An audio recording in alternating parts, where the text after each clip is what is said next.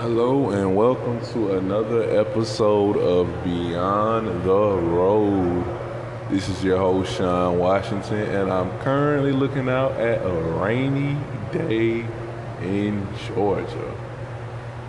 Literally. I'm just sitting here, guys, staring out this window,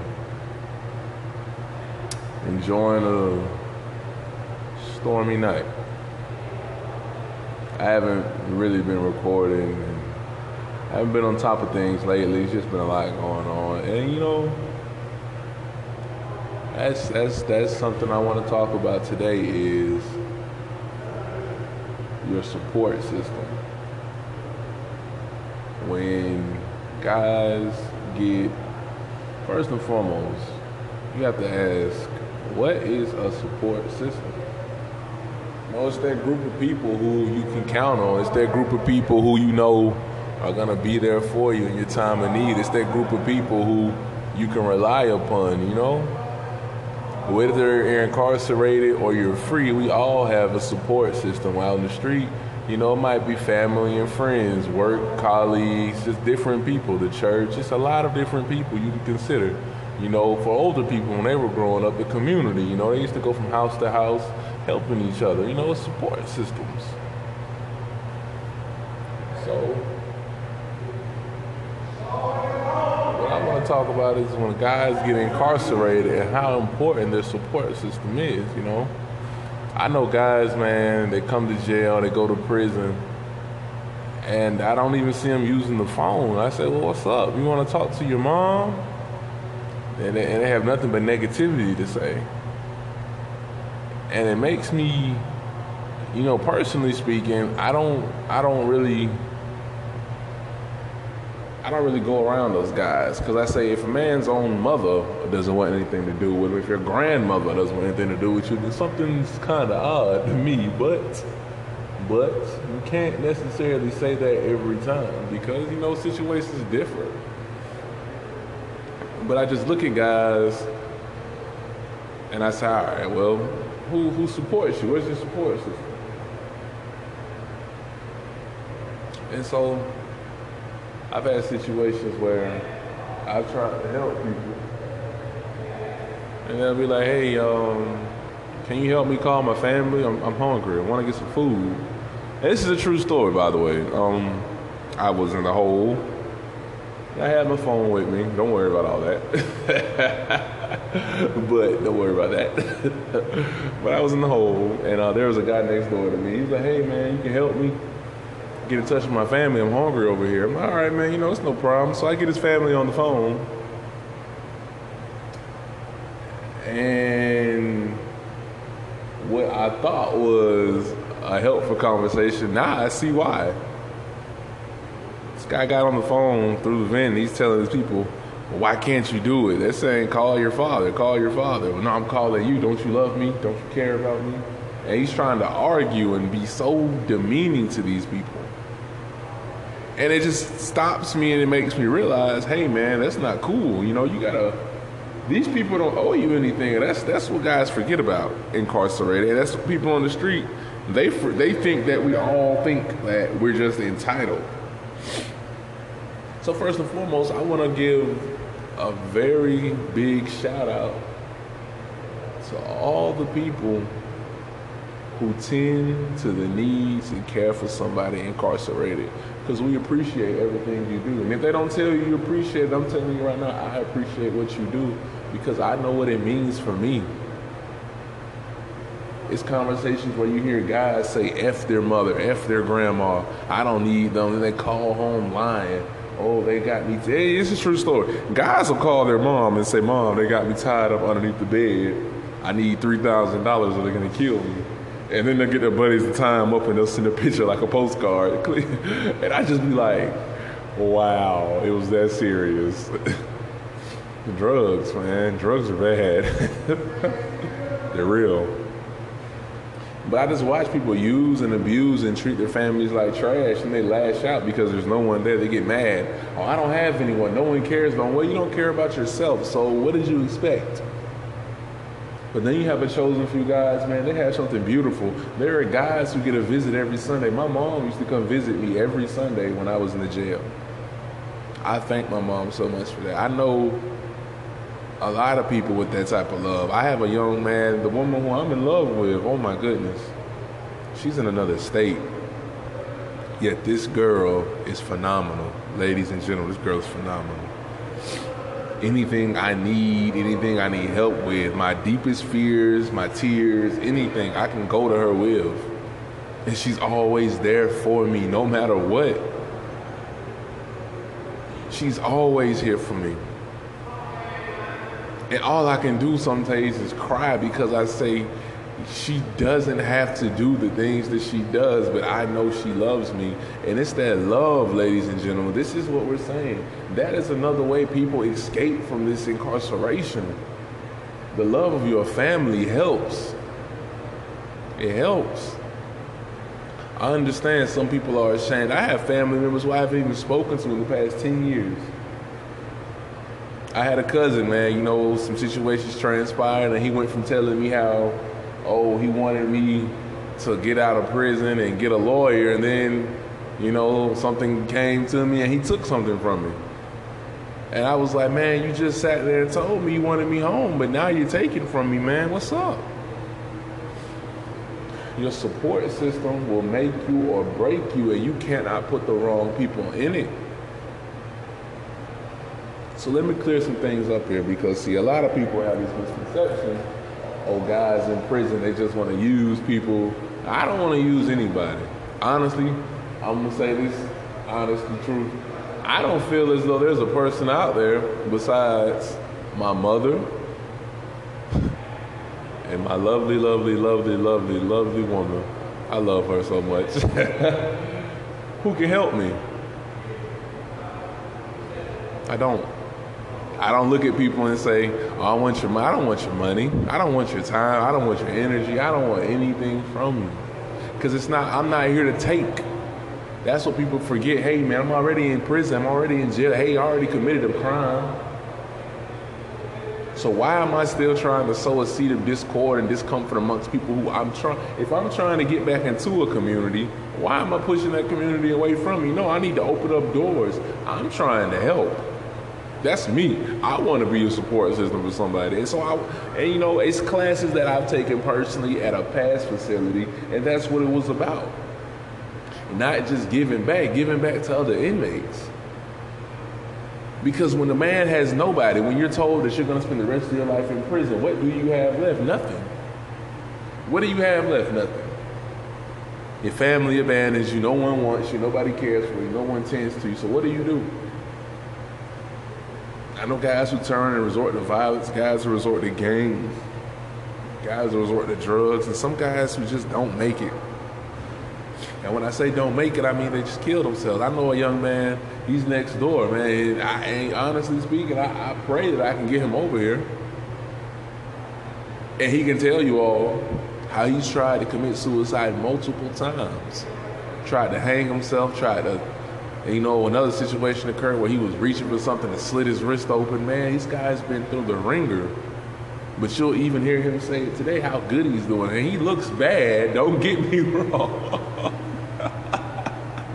He looks horrible, but it's the spirit and the energy that he possesses.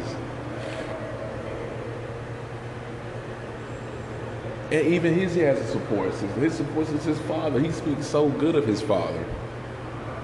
And then when his physical father upsets him, you know what he says? He says his spiritual father is the one who helps him. And I sit there and say, you know what, man, you got it going on. Because in a place of despair and torment, you still can see the light based off your support. The thing that hurts most being incarcerated is when you look at the people you love most, the people who you care for, and you think about how hurt they are, man. You think about the hurt and the pain. So sometimes people don't understand. We lash out in a way that they think that we don't want nothing to do with them, but we do. But we just feel like the best solution is to stay away from you guys because it hurts too much, man. So we say we'll just be alone. we'll sink into that depression. I was depressed once. I had a teacher, and she's a great person. She was like a second mom to me, I'm gonna be honest. And so, this is my Spanish teacher, by the way. And I went to court, and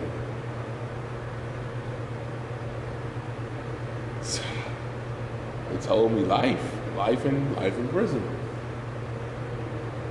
And I made the conscious choice and decision not to write her or communicate with her anymore. I just decided I didn't care anymore.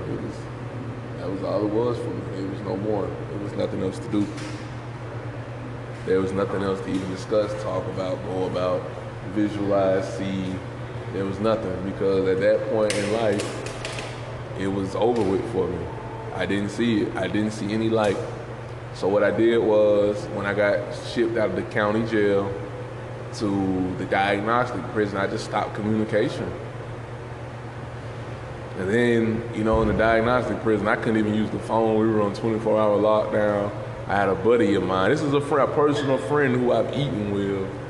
He left the jail before me. He got killed in the same dormitory I was placed in. It was crazy. So here we are on 24-hour lockdown because a guy who I know by first name, last name, middle name died in here. And it's like, wow, man, it's nuts. So then I got shipped down at Smith. And then from that point, I was just like, I didn't care. But then I spoke to my mom. My mom was like, right here. And then I spoke to my mom, and she was like, I talked to Miss Maddox. Well, oops. It doesn't matter. It doesn't matter. So she said that, and I was like, oh, really? And then, we spoke on the phone, and I was honest with her. And I apologize, guys. It's we really are here for real.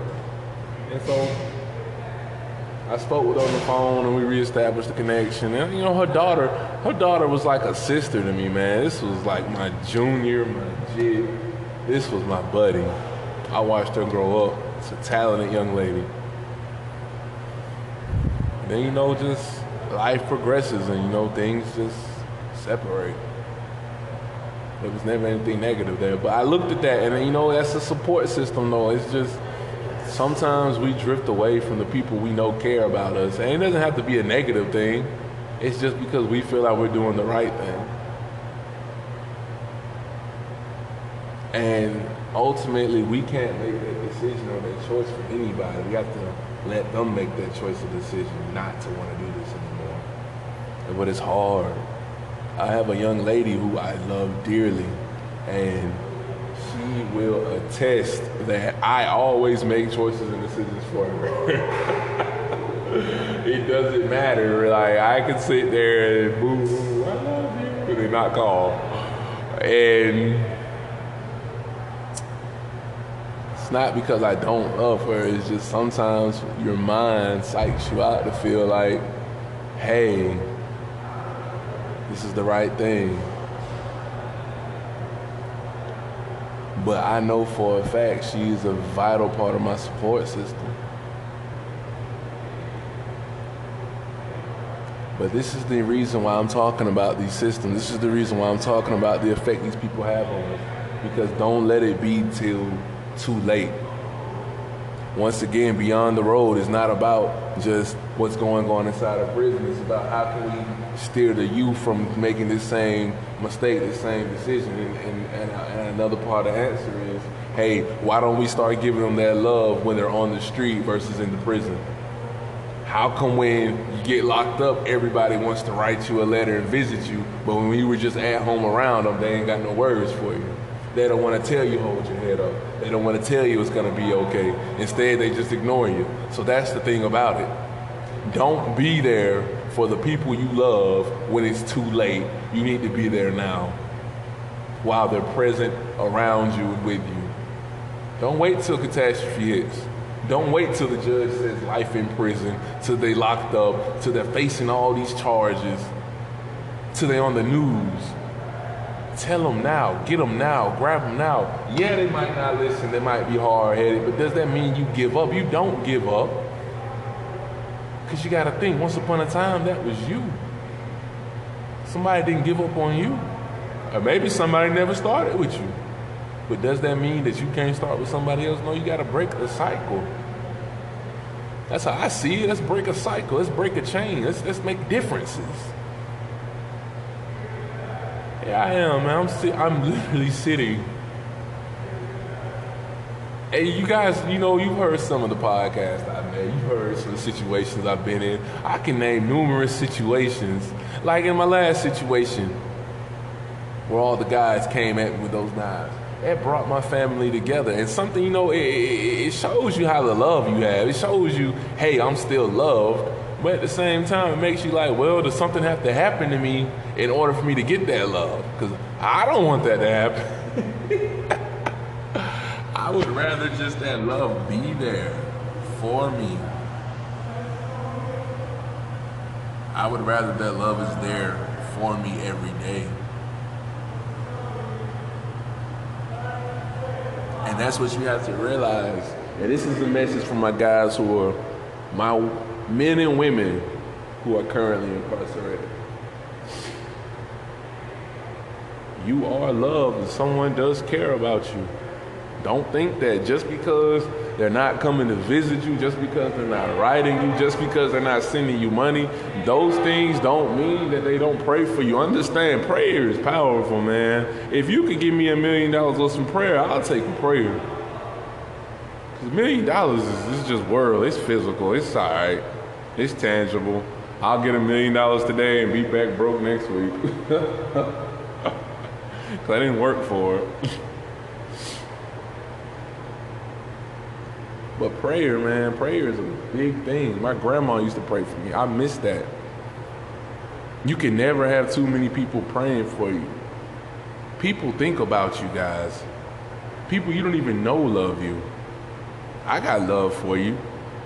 Some of y'all might not like. But at the end of the day, I don't want to see anybody here because this isn't it, man. People have the misconception, oh, they committed these atrocious acts. They need to be, yeah, you're right. We did something wrong. We did. I'm the first to admit it. But does that mean the world should shun us and turn their back? Don't do that. Don't kick a dog when it's down. Help them out. Show them a better way. Right from wrong. Maybe they do. But would it hurt to show them something different? I mean, one day this will be somebody who's going to return back to society, right? So why not support them? If they're going to be moving into your neighborhood one day, why not support them? Why not try to teach them something new and different that they can teach somebody else? That's an ongoing thing, a continuous thing. Why not? You need support. Everybody needs help. I don't care what you do, everybody needs help, man. Because when we feel alone, we think irrational. And that's when we make our worst choices and make mistakes. Those mistakes that separate us. It hurts. Everybody gets hurt. Our support system is key. It's key to our survival, ladies and gentlemen. Not just in prison, but out of prison. I always see people talking about these wars going on, this is going on, that. But I sit there and say, why are we so in tune looking at everything else around us when we have problems at home? We can talk about everything except the problems going on in our household, in our community. Well, that guy went and invaded that country. Well, them boys went and invaded that lady's house last night. Why you ain't talked to them yet? Hell, they don't care, but so? It's not about people caring. It's about stepping up and doing the right thing. The right thing is never easy to do. This is why it's the right thing. It's easy to do the wrong thing. That's why everyone's doing it. It's easy to ignore the truth. It's easier to feel alive. We all lie to ourselves and say everything's okay. It's not okay. I'm not gonna say that. You know, some people might feel everything. I'm gonna tell you right now, my life is not okay. People say, well, you're in prison. Of course not. You'll be surprised because I might be in a physical prison, but I guarantee you're in a mental prison. I guarantee you have a mental prison in your life, a spiritual prison, or a financial prison. If you're waking up every day of the week trying to figure out how you're gonna make some money for A, B, C, D, E, F, G, ladies and gentlemen, bingo, you are in a financial prison. All you see is four walls, and you don't know how to get over them. That is not one of my issues. My issue is I want to be good for my community, but it takes more than just one person. It takes all of us to step up to the plate.